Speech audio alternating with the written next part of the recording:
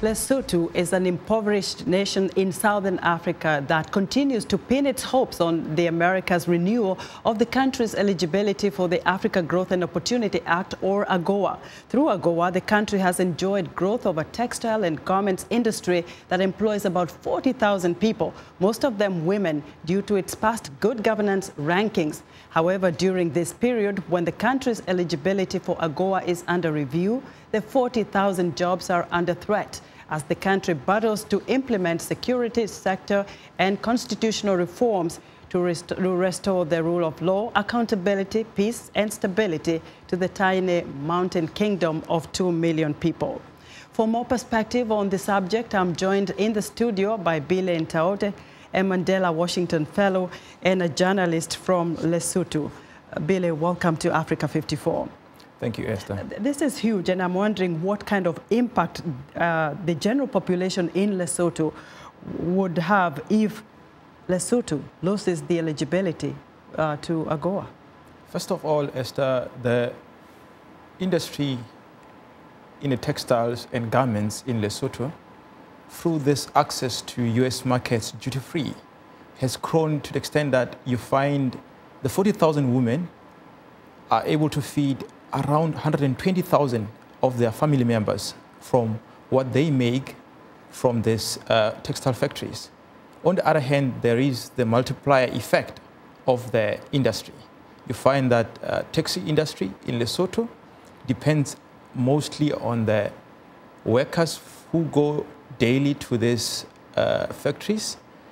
You have the small, micro, and medium enterprises that are dependent on these workers.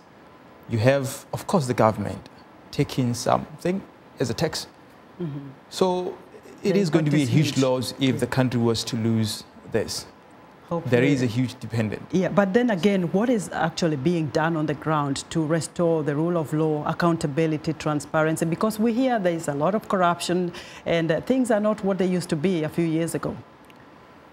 Lesotho has been moving backwards, from what it used to be. But what Lesotho are doing now, we have a coalition or an alliance of non-state actors made up of unions, business community, civil society organizations, trying to mount pressure on the government to try to have the government open up the space for a discussion of these issues, especially as we walk towards the constitutional reforms and security sector reforms. So there is that pressure being mounted by civil society. In recent months, they actually submitted a petition. That was sometime in May. They submitted a petition to the Prime Minister. They're still waiting for a more meaningful response, that is engagement of the civil society in this reforms process. Also, there's been lobbying of the US Embassy in Maseru to try talk to the US officials there about the relevance and how important our eligibility as a country to AGOA is. So what exactly needs to be done to make sure that Lesotho remains eligible to AGOA membership? Well, what we need to do, particularly on the part of government, is that Lesotho's government has got to be accountable, first of all. There has to be rule of law in the country, and of course, respect for human rights. And those are key. And again, maybe tell us just very briefly, what is Lesotho's main foreign exchange earner?